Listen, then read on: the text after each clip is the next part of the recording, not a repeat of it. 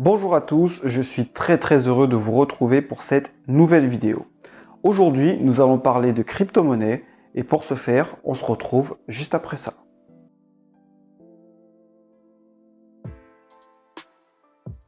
Si jamais tu es nouveau et que tu nous rejoins, je suis Karl et nous sommes ici sur Trip Mindset, une chaîne qui souhaiterait partager avec toi des informations, des astuces, mais aussi des retours d'expérience autour de 3 thématiques principales que sont l'entrepreneuriat, le développement personnel et l'éducation financière. Si pour toi aussi c'est une excellente idée, je t'invite à t'abonner à nos réseaux et surtout à activer ici la petite cloche des notifications afin de ne rien manquer de nos prochaines publications. Tu trouveras également dans la barre de description un lien te permettant de télécharger un e-book que nous t'offrons et qui te présentera 5 pistes, 5 astuces ou 5 secteurs dans lesquels investir si jamais la question se pose pour toi. Maintenant que cela est dit, revenons au thème du jour. Nous allons donc parler de crypto-monnaie. Dans la vidéo précédente, nous avons eu l'occasion de parler de la blockchain, de définir ce qu'est la blockchain et de voir ensemble comment est-ce que cela fonctionne. Et aujourd'hui, on va donc pouvoir faire un pas supplémentaire puisqu'on va parler directement des monnaies. Qu'est-ce qu'une crypto-monnaie? Depuis quand est-ce qu'elles existent? Où est-ce qu'on peut les retrouver? Pourquoi est-ce qu'elles prennent de la valeur? Quelles sont les principales crypto-monnaies? Quelle est la taille du marché des crypto-monnaies de façon générale? Ce sont autant de questions, j'espère, auxquelles nous pourrons répondre pendant cette vidéo. S'agissant de sa définition, nous pouvons considérer que la crypto-monnaie est un actif qui est transférable de pair à pair ou en peer-to-peer sans intervention d'une tierce partie du type banque ou autre établissement financier. Dans cette définition, je parle d'actifs, mais il se pourrait très bien que vous entendiez parler d'actifs numériques, de monnaie numérique, d'actifs cryptographiques ou même encore de monnaie virtuelle, même si je ne suis pas un grand partisan de cette dernière appellation. Quoi qu'il en soit, nous devons retenir que la crypto-monnaie ne repose pas sur un support physique, qu'elle n'est pas régulée par un organe central de contrôle, mais plutôt par les membres de la communauté, par les nœuds qui peuvent, lorsqu'il y a des questions sur l'orientation d'un projet, peuvent se prononcer par voie de consensus, notamment. Et pour finir, ces crypto-monnaies ne sont indexées ni à des devises, ni à des matières premières. Pour ce qui est de l'historique maintenant, bien que tout le monde considère que le Bitcoin est la première crypto-monnaie, il est à noter qu'en réalité, le premier projet de monnaie cryptographique a vu le jour au début des années 90 avec la société DigiCash. Il se trouve que cette société n'ayant pas réussi à atteindre une phase d'adoption massive de son projet, a été contrainte de déclarer faillite en 1998. Et effectivement, après cet échec, la première crypto-monnaie adossée à sa blockchain qui a été rendue publique est bien le Bitcoin. Au niveau de l'historique, on constate qu'entre 2009, voire 2011 et 2017 surtout, il y a eu une phase d'adoption par le grand public du Bitcoin dans un premier temps, mais aussi de la crypto-monnaie de façon générale. Et aujourd'hui, on peut considérer que nous en sommes désormais aux 3e génération ou à la 3e génération de crypto-monnaie. La première génération étant celle du Bitcoin, la seconde génération, dont l'arrivée se situe aux alentours des années 2013-2014, est une génération qui vient corriger les bugs ou les lacunes constatées sur la blockchain Bitcoin ou constatées avec la crypto-monnaie Bitcoin en elle-même.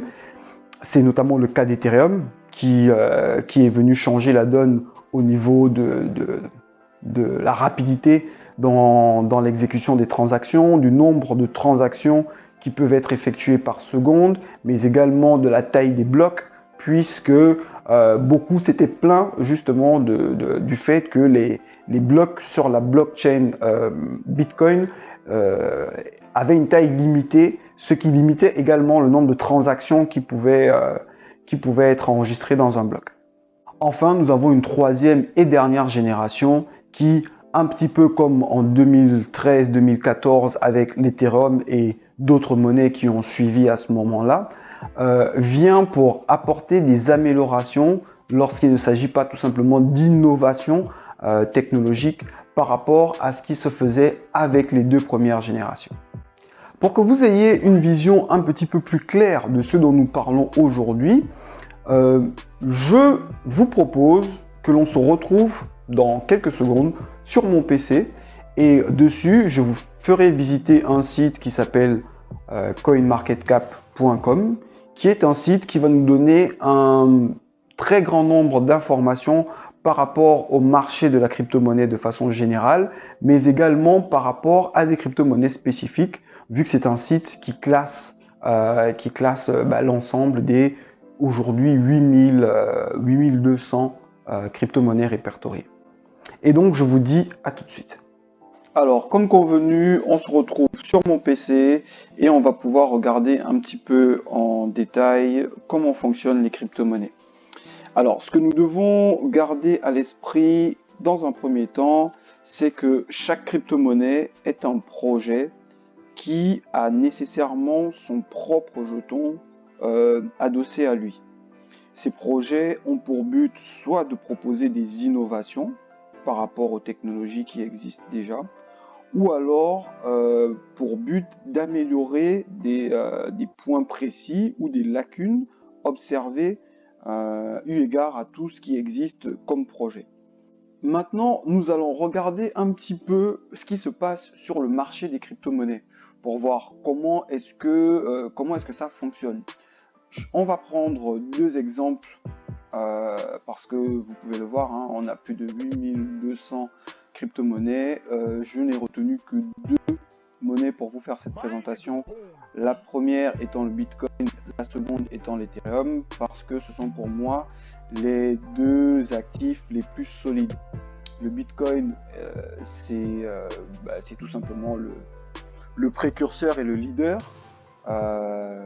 Il a dicté sa loi jusqu'à maintenant et on le voit hein, au niveau du classement, il est premier, il a 69% de dominance par rapport au reste des cryptos sur tout ce qu'on a en termes de capitalisation boursière.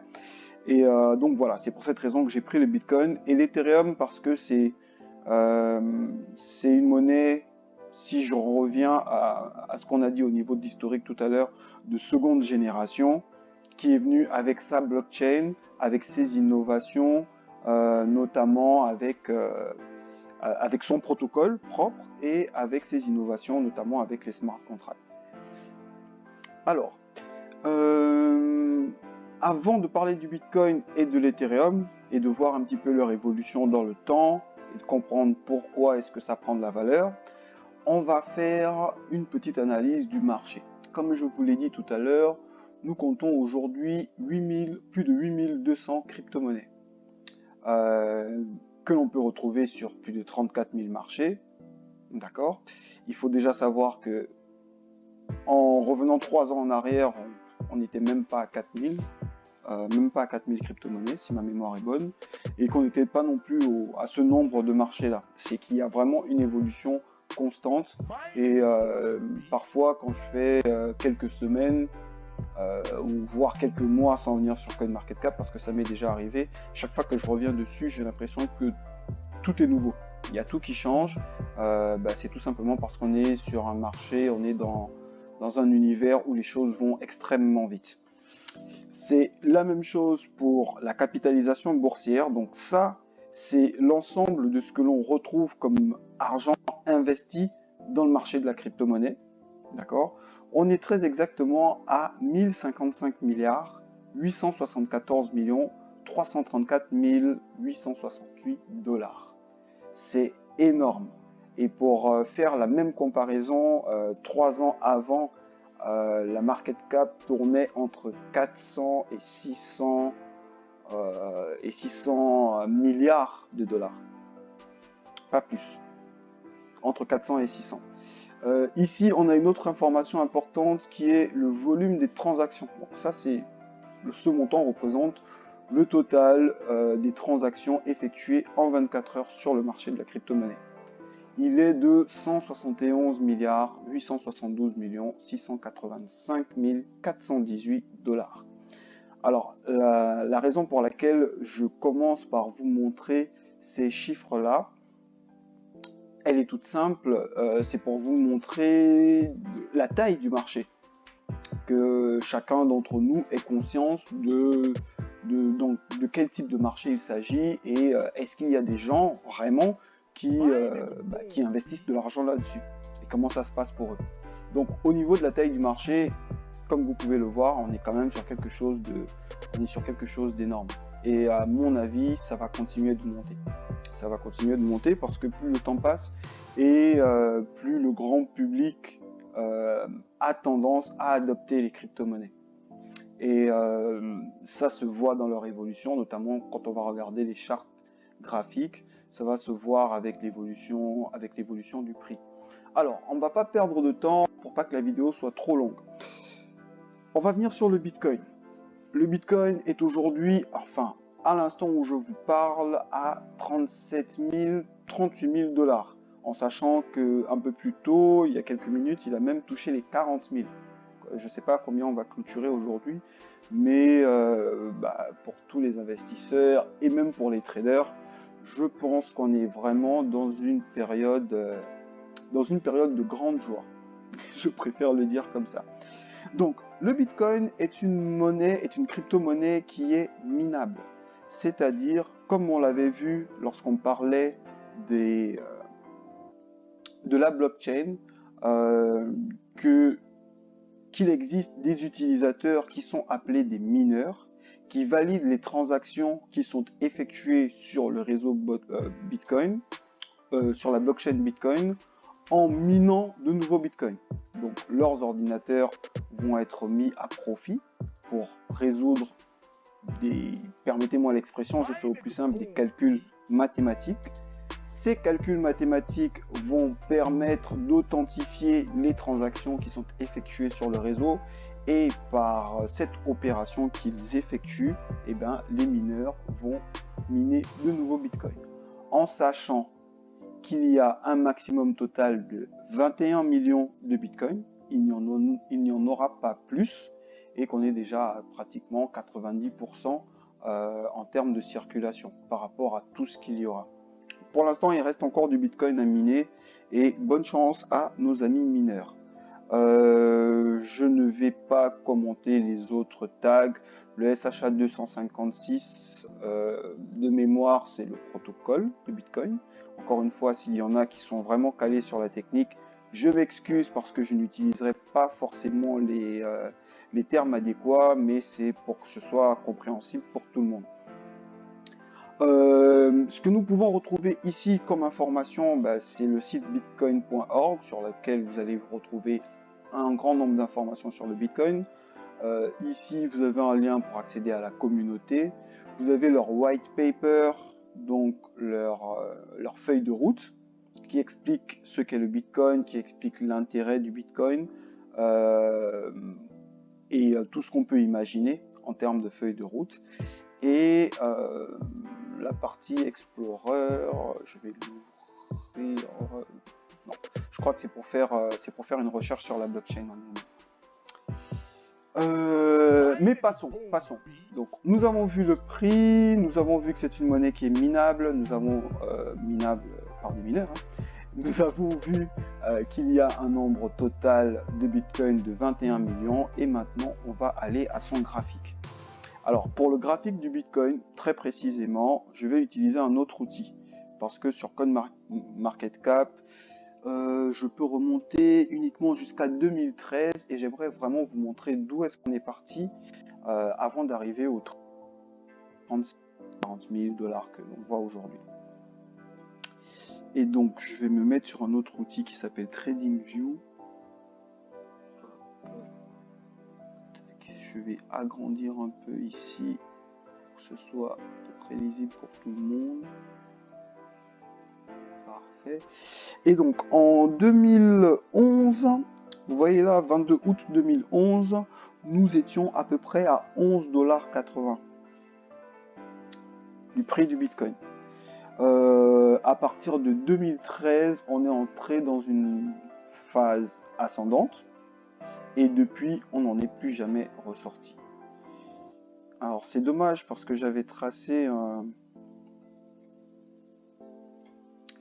petit repère pour vous montrer en fait que depuis 2013, on est toujours sur une phase ascendante et que ça n'a pas changé. Ah c'est celui-là. Vous voyez, il passe par là, bon, ça va couper certaines choses. Mais vous voyez qu'on est sur quelque chose, et ça va se voir plus, ce sera plus lisible par ici. On est sur quelque chose qui monte. Hein.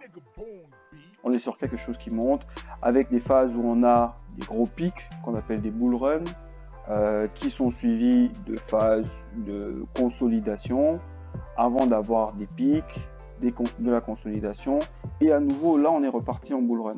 Ce qu'on observe ici, c'est la même chose qu'on pourrait observer, je vais revenir ici, qu'on pourrait observer là. Là, on est revenu en 2015, par exemple. On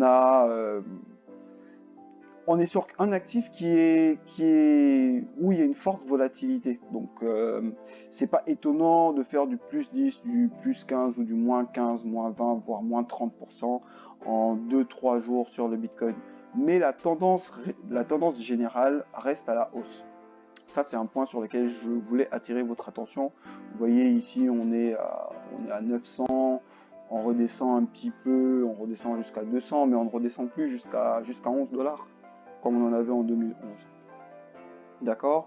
Et puis ça repart, et ainsi de suite. Et là, vous voyez, on pique, on consolide, on pique, on consolide, on pique, on consolide, et ainsi de suite. Je pense que vous avez compris. Et là, on est qu'à 2018, où on a eu vraiment un gros bull run. On a fait un ATH, donc un all-time high, à 19 000 $. Il y a eu une phase de chute, de consolidation. Hop, on est descendu jusqu'à 3 000. C'était, à mon avis, un très très bon moment pour racheter du Bitcoin.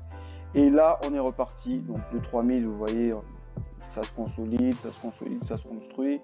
Et on en est donc aujourd'hui, on est monté jusqu'à 40 000. Aujourd'hui, on est monté jusqu'à 40 000 $. Actuellement, il est à 37 000, mais on a touché 40 000 $ aujourd'hui, et donc c'est un nouveau plus haut historique. Ça, c'est l'évolution du Bitcoin. Je voulais vous montrer ce graphique parce que, voilà, vous voyez, on est sur une phase ascendante. Même si on a parfois des phases de crash, ce sont en fait des phases de correction plus qu'un crash ou qu'une explosion d'une quelconque bulle. C'est pour ça que je voulais repasser sur ce graphique-là. Donc, Bitcoin, il prend de la valeur pourquoi? Il prend de la valeur parce que de plus en plus de gens croient au projet, de plus en plus de gens investissent dans le projet, et on va avoir également, plus il y a de gens qui investissent sur le projet, plus la loi de l'offre et de la demande va influer sur le cours et sur le prix du Bitcoin. D'accord? En sachant qu'on va avoir des personnes qui vont être des investisseurs, c'est-à-dire qui vont acheter du Bitcoin, qui vont le garder pour du moyen, voire du long terme, comme on a d'autres personnes qui sont des traders et qui, eux, vont être plus intéressés par de la volatilité. Et je le précise d'entrée, des traders, lorsqu'ils sont bien formés, vont pouvoir faire de l'argent sur le marché des crypto-monnaies, que l'on soit en phase de bull run comme maintenant, c'est-à-dire que le marché soit haussier ou qu'il soit baissier. Maintenant, pour ma part, dans le cadre de cette série de vidéos, je n'approfondirai pas beaucoup la question du trading, tout simplement parce que c'est un domaine que je ne maîtrise pas assez, et je vais plutôt parler uniquement de l'investissement et des investisseurs. On reviendra là-dessus lors des prochaines vidéos. Donc vous retrouvez un petit explicatif en fait de ce qu'est le Bitcoin, de ce qui le rend unique par rapport aux autres crypto-monnaies, ainsi que des marchés sur lesquels vous pouvez le retrouver. On va avoir à peu près le même type d'information pour Ethereum, c'est-à-dire qu'on va nous dire ici que c'est une monnaie minable, que l'on peut miner donc. Qu'en plus, Ethereum fournit des smart contracts, c'est leur blockchain, c'est le projet Ethereum même qui a lancé les smart contracts, si je ne m'abuse, je n'en ai pas entendu parler avant, ou avec d'autres, avec des projets crypto-monnaies antérieurs à Ethereum. Donc, ils ont lancé des contrats intelligents dont on a pu parler lors de la première vidéo. Vous pouvez également retrouver leur code source, leur white paper, la communauté, faire des recherches sur la blockchain Ethereum, etc.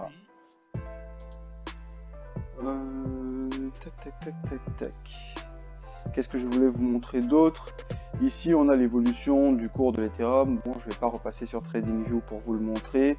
On a eu un gros pic en 2018, pendant qu'il y a eu le boom d'ailleurs également sur le Bitcoin. C'était fin 2017, début 2018. Il est monté jusqu'à 1230 $ ici. Et on voit que depuis quelques semaines, on est reparti sur une phase de pic. Et on a déjà atteint le précédent plus haut, on l'a dépassé vu qu'on est maintenant à 1257 $. Les raisons pour lesquelles l'Ethereum va prendre de la valeur sont exactement les mêmes que j'ai évoquées tout à l'heure pour le Bitcoin. Donc le fait que l'on croit dans la monnaie, le fait qu'il y ait des personnes qui investissent, des personnes qui achètent, qu'il y ait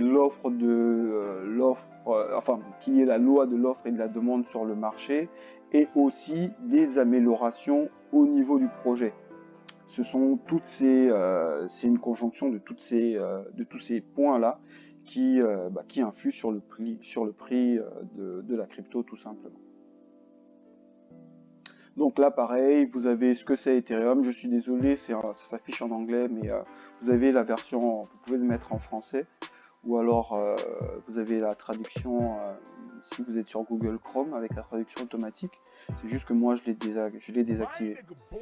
Donc vous avez qui sont les fondateurs d'Ethereum. Vous avez notamment Vitalik Buterin qui est très visible